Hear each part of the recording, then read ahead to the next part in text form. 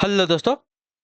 Good morning, नमस्कार। आप सभी का स्वागत है आप सभी के अपने यूट्यूब चैनल परीक्षा की शिक्षा में। उम्मीद करता हूँ, आशा करता हूँ आप सभी जो स्वस्थ हैं, कुशल मंगल है, अपनी तैयारी जो अच्छे और बढ़िया तरीके से कर रहे हैं। तो जो भी क्लास में फर्स्ट टाइम आए हैं, पहली बार आए हैं, नए हैं, उन सभी को बता दीजिए कि हमारे चैनल पर आपकी जो है बीएड प्रेस परीक्षा 2025 की जो आपकी तैयारी साथी है रेगुलर बेसिस पे करवाई जाए। तो जिसे भी तैयारी पूरी करनी है, कंप्लीट करनी है, चैनल को सब्सक्राइब करके आप लोग हमारे साथ जुड़ जाइएगा। क्लास का समय देखिए, जीके जीएस की जो है सुबह 10 बजे डेली आपको देखने को मिलती है। रीजनिंग की जो है दोपहर को 1 बजे देखने को मिलती है। कला वर्ग की जो है शाम को 4 बजे देखने को मिलती है। और हिंदी की जो क्लास है शाम को 7 बजे आप सभी को देखने को मिलती है। तो आप सभी को इसी टाइम पर क्लास से जुड़कर अपनी तैयारी को पूरा कंप्लीट करना है। नीचे डिस्क्रिप्शन आप सभी को इंस्टाग्राम और टेलीग्राम का लिंक मिलेगा, तो आप इंस्टाग्राम पे फॉलो कर लेंगे और टेलीग्राम चैनल को ज्वाइन करेंगे। टेलीग्राम चैनल पर डेली बेसिस पे क्लास का अपडेट, जो आपका एग्जाम का अपडेट आएगा, टेलीग्राम चैनल के माध्यम से आपको दे दिया जाएगा। ठीक है, तो आप लोग टेलीग्राम चैनल ज्वाइन कर लेंगे। चलिए क्लास स्टार्ट करें बिना किसी देरी के। एक एक क्वेश्चन आपके एग्जाम के लिए बहुत ही इंपॉर्टेंट है, तो ध्यान से एक एक क्वेश्चन को देखिएगा, उत्तर देने की कोशिश करते हुए आगे बढ़ते हुए चलेंगे। ठीक है, और क्लास स्टार्ट करने से पहले जिसने अभी तक क्लास को लाइक नहीं किया है, लाइक करेंगे। शेयर नहीं किया है, क्लास को शेयर कर देंगे। और जिसने अभी तक चैनल को सब्सक्राइब नहीं किया, वो लोग जो है चैनल को सब्सक्राइब कर लेंगे। ठीक है, क्लियर है। चलिए अब देखिए, कादम्बरी पुस्तक के लेखक कौन है, बताइए। तो उत्तर दीजिए, इसका राइट आंसर क्या हो जाएगा। कादम्बरी पुस्तक के लेखक कौन है, तो कादम्बरी पुस्तक के लेखक आपके यहाँ पे हो जाएंगे साथियों बाण भट्ट। ऑप्शन नंबर जो ए दिया गया है आपका राइट आंसर होगा। ठीक है, कादम्बरी पुस्तक के लेखक आपके बाण भट्ट हैं। उनका एक अन्य प्रमुख ग्रंथ है हर्षचरित। ठीक है, कादम्बरी दुनिया का पहला उपन्यास माना जाता है। और इनका एक और प्रमुख ग्रंथ है, कौन सा, हर्षचरित। ठीक है, कादम्बरी बाणभट्ट। ठीक है, बाणभट्ट जो है कादम्बरी और हर्षचरित के लेखक है, इतने याद रखिएगा। अगले क्वेश्चन की तरफ बढ़ेंगे। आपका है दूसरा नंबर, क्या देगा, शेर ए पंजाब के नाम से कौन विख्यात है। तो शेर ए पंजाब के नाम से आपका राइट आंसर यहाँ पे हो जाएगा महाराजा रणजीत सिंह। ऑप्शन नंबर जो बी दिया गया आपका राइट आंसर। सिख साम्राज्य के संस्थापक एवं महान योद्धा महाराजा रणजीत सिंह शेर ए पंजाब के नाम से विख्यात हैं। ठीक है, क्लियर है। चलिए अगले क्वेश्चन की तरफ बढ़ेंगे। तीसरा नंबर, सही से देखकर उत्तर देने की कोशिश कीजिएगा, राइट आंसर का। वह उपभोक्ता वस्तु जिसके आयात के लिए सरकार महत्तम राशि खर्च करती है, कौन सी, बताइए।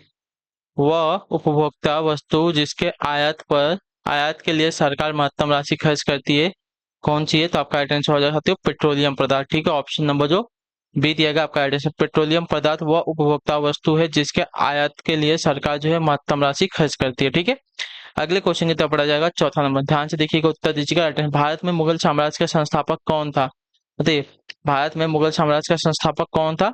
तो भारत में मुगल साम्राज्य का संस्थापक आपका जो था बाबर था। ठीक है, ऑप्शन नंबर जो ए दिया गया साथियों आपका सही उत्तर होगा। ठीक, भारत में मुगल साम्राज्य की स्थापना 1526 ईस्वी में बाबर ने की थी। उसने जो है पानीपत के प्रथम युद्ध में इब्राहिम लोदी को पराजित करके भारत में मुगल वंश की स्थापना की थी। ठीक है, चलिए अगले क्वेश्चन की तरफ बढ़ेंगे, ध्यान से देखेंगे। आपका है पांचवा नंबर क्वेश्चन, डेविस कप किस खेल से संबंधित है, बताइए।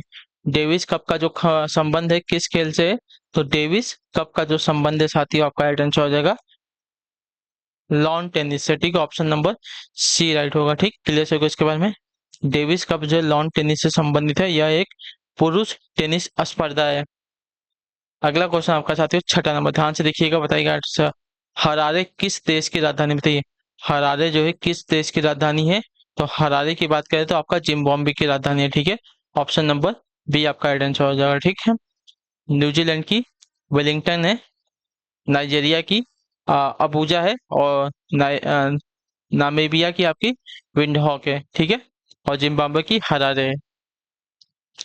और अगला है आपका साथियों सातवां नंबर क्वेश्चन, कहते हैं निम्नलिखित में से कौन सा लोक नृत्य जो है उत्तर प्रदेश से संबंधित नहीं है। चाचरी, कजरी, कावड़ी, झूला।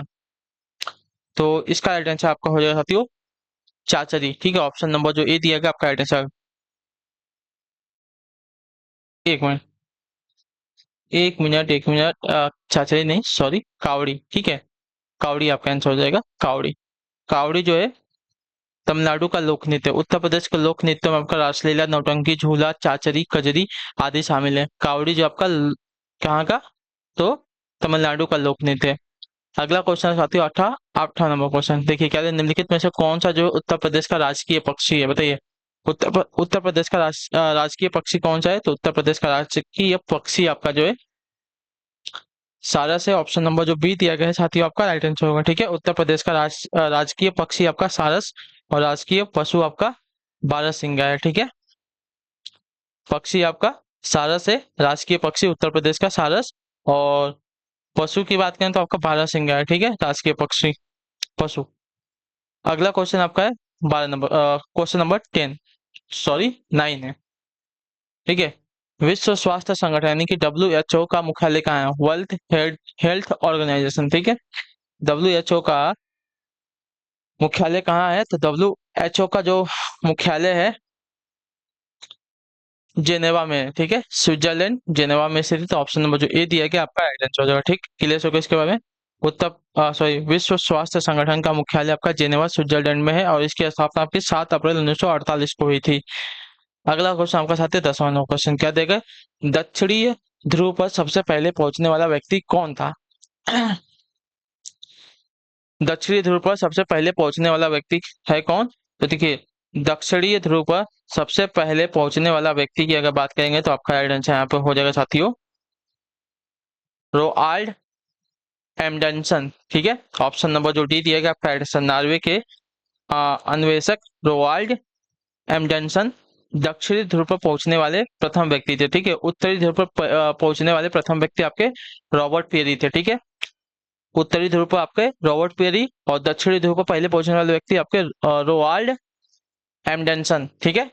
चलिए अगले क्वेश्चन की तरफ बढ़ेंगे साथियों।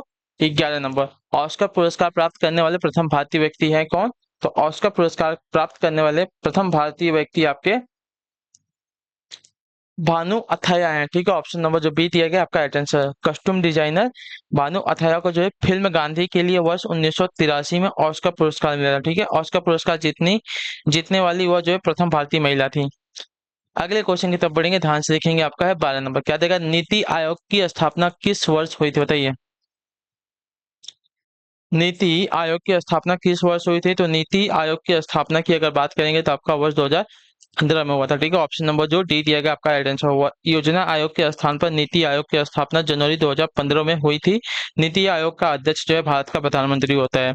अगला क्वेश्चन आपका 13 नंबर प्रश्न, ध्यान से देखिएगा, उत्तर दीजिएगा राइट आंसर का। मृत शरीर पानी में क्यों तैरता है, बताइए। मृत शरीर जो है पानी में क्यों तैरता है? तो इसका राइट आंसर, मृत शरीर का जो घनत्व है पानी के घनत्व से कम होता है, इसकी वजह से, ठीक है। ऑप्शन नंबर जो सी दिया गया आपका राइट आंसर, मृत्यु के बाद जो है शरीर में गैस जैसे carbon dioxide, methane, hydrogen sulphide इत्यादि जो है बनने की प्रक्रिया शुरू हो जाती है। मृत शरीर का घनत्व पानी के घनत्व से कम होने लगता है, अतः जो है मृत शरीर पानी में तैरने लगता है, ठीक है। अगला क्वेश्चन साथियों आपका है 14 नंबर प्रश्न, ध्यान से देखकर बताएंगे राइट आंसर का। डिगबोई असम किस उद्योग के लिए जो है जाना जाता है? डिगबोई जो है असम में है, किस उद्योग के लिए जो है जाना जाता है?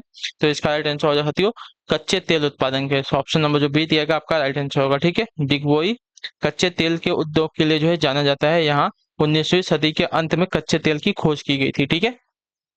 चलिए क्वेश्चन नंबर 15, ध्यान से देखिएगा राइट आंसर का। SEZ का पूर्ण रूप क्या है, बताइए। SEZ का पूर्ण रूप क्या है? तो SEZ का पूर्ण रूप आपका देखा जाएगा तो स्पेशल इकोनॉमिक जोन हो जाएगा, ठीक है। Special economic zone, option number C right होगा, ठीक है। SEZ का पूरा नाम आपका स्पेशल इकोनॉमिक जोन, विशेष आर्थिक आर्थिक क्षेत्र, ठीक है। ये क्षेत्र प्रायः शुल्क मुक्त होते हैं। इन क्षेत्रों में विभिन्न व्यापारों तथा वाणिज्यिक कानून के माध्यम से निवेश को प्रोत्साहित किया जाता है तथा रोजगार को बढ़ावा मिलता है, ठीक है। चलिए और एक चीज, 30 अप्रैल तक जो है यूपी बीएड का फॉर्म भरे जाने वाला है और 27 अप्रैल को बिहार बीएड वाले का फॉर्म भरा जाना है। तो बिहार बीएड का जो एग्जाम है 24 मई को है और जो यूपी बीएड का एग्जाम है 1 जून को है। तो सभी से रिक्वेस्ट है कि जिसने तो फॉर्म नहीं भरा है फॉर्म भर लीजिए फटाफट, अपनी तैयारी को आप लोग सीरियस होकर स्टार्ट कर दीजिएगा, ठीक है। अब ज़्यादा टाइम आप सभी के पास बचा नहीं है। अगर आपको अपना पैसा खर्च नहीं करना है, गवर्नमेंट से चाहिए, तो इसके लिए आपको अपनी तैयारी जो है मजबूत करनी पड़ेगी, ठीक है। चलिए, और क्लासेस आपको अच्छी लग रही है, पसंद आए तो क्लास को लाइक करते हुए चलेंगे। चैनल पर पहली बार तो चैनल को सब्सक्राइब कर लीजिएगा और क्लास को अपने दोस्तों के साथ शेयर कर दीजिएगा, ठीक है। चलिए क्वेश्चन नंबर 16, 16 नंबर, कंप्यूटर की परिभाषा में HTTP में एच से क्या तात्पर्य, बताइए। कंप्यूटर की भाषा में HTTP से एच से क्या तात्पर्य है? तो इसका राइट आंसर आपका हो जाएगा साथियों, कंप्यूटर की भाषा में HTTP का फुल फॉर्म होता है हाइपर टेक्स्ट ट्रांसफर प्रोटोकॉल, ठीक है। हाइपर टेक्स्ट ट्रांसफर प्रोटोकॉल, ठीक है, इतना याद रखिएगा। HTTP में एस का मतलब होता है हाइपर, टी का मतलब होता है टेक्स्ट, दूसरे टी का मतलब होता है ट्रांसफर और पी का मतलब होता है प्रोटोकॉल। ठीक है, चलिए अगला क्वेश्चन आपका साथियों 17 नंबर, ध्यान से देखो उत्तर देंगे, राइट आंसर क्या हो जाएगा।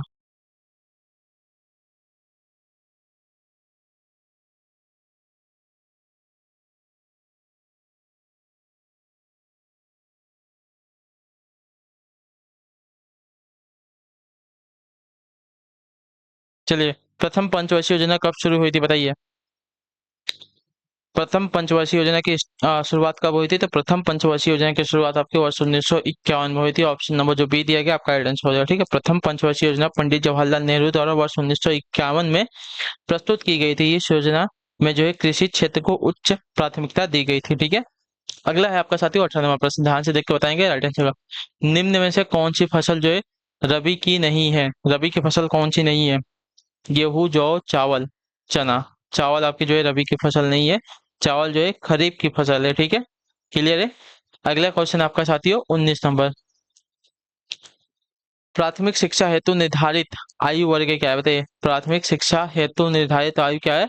तो 6 से 14 वर्ष। ऑप्शन नंबर सी आपका राइट आंसर होगा। ठीक है, प्रारंभिक शिक्षा का निर्धारित आयु वर्ग जो है 6 वर्ष से लेकर 14 वर्ष है। ठीक है, संविधान के 86वां संशोधन अधिनियम 2002 के तहत जो अनुच्छेद 21 क को जो है मौलिक अधिकार के रूप में शामिल किया गया, जिससे यह तय हुआ कि 6 से 14 वर्ष के सभी बच्चों को मुफ्त मुफ्त और अनिवार्य शिक्षा दी जाएगी। ठीक है, अगला क्वेश्चन साथियों आपका 20 नंबर, ध्यान से देखिएगा, बताइएगा आर्टिस्ट साहब। फायान निम्न में से किसके शासनकाल में भारत आया था बताइए। फायान जो है निम्न में से किसके शासनकाल में भारत आया था? तो आपका राइट आंसर होगा चंद्रगुप्त द्वितीय का। ऑप्शन नंबर बी आपका राइट होगा। ठीक है, क्लियर से को चंद्रगुप्त द्वितीय के शासनकाल में चीनी यात्री फायान भारत आया था। अगला क्वेश्चन आपका 21 नंबर, ध्यान से देख के बताएंगे आर्टिस्ट साहब। संसद के संयुक्त सत्र का संचालन कौन करते हैं? संसद के संयुक्त सत्र का संचालन कौन करता है? तो संसद के संयुक्त सत्र का संचालन आपका जो है लोकसभा अध्यक्ष करता है। तो ऑप्शन नंबर डी आपका राइट होगा। ठीक है, क्लियर सभी को इसके बारे में, हाँ या ना? तो संसद के संयुक्त सत्र का संचालन आपका लोकसभा अध्यक्ष करता है। ठीक है, भारतीय संविधान का अनुच्छेद 108 के तहत संसद के दोनों सदनों की संयुक्त बैठक राष्ट्रपति बुलाता है तथा इस बैठक की अध्यक्षता या संचालन जो है लोकसभा अध्यक्ष करता है। ठीक है, अगले क्वेश्चन की तरफ बढ़ेंगे, आपका है 22 नंबर, बताइएगा राइट आंसर क्या हो जाएगा। खजुराहो में पाए गए ऐतिहासिक स्मारक किस काल के हैं बताइए। खजुराहो में पाए गए ऐतिहासिक स्मारक किस काल के हैं? तो इसका राइट आंसर हो जाएगा साथियों चंदेल वंश का। ठीक है, ऑप्शन नंबर जो ए दिया गया आपका राइट आंसर। खजुराहो में पाए गए ऐतिहासिक स्मारक जो है चंदेल राजवंश के समय के हैं। ठीक है, यानी कि 950 ईस्वी से लेके 1050 ईस्वी के बीच के हैं। ठीक है, खजुराहो स्मारक जो है समूह हिंदू तथा जैन धर्म के स्मारकों का समूह है। यह समूह जो है मध्य प्रदेश के छतरपुर जिले में स्थित है। ठीक है, चलिए अगले क्वेश्चन की तरफ बढ़ा जाएगा आपका साथियों 23 बताने की कोशिश करेंगे राइट आंसर होगा। भारत के ध्वज की लंबाई और चौड़ाई का अनुपातिक माप क्या है? तो भारत के ध्वज की लंबाई और चौड़ाई का अनुपातिक माप अगर देखा जाएगा तो साथियों आपका 3:2 है। ठीक है, लंबाई 3 और चौड़ाई आपकी 2 मीटर। ठीक है, इतना याद रखिएगा। चलिए, यह ध्वज जो है पिंगली वेंकैया द्वारा जो है डिजाइन किया गया था और इस ध्वज को जो है भारतीय संविधान सभा ने जो है 22 जुलाई 1947 को अपनाया था। ठीक, क्लियर सभी को। चलिए,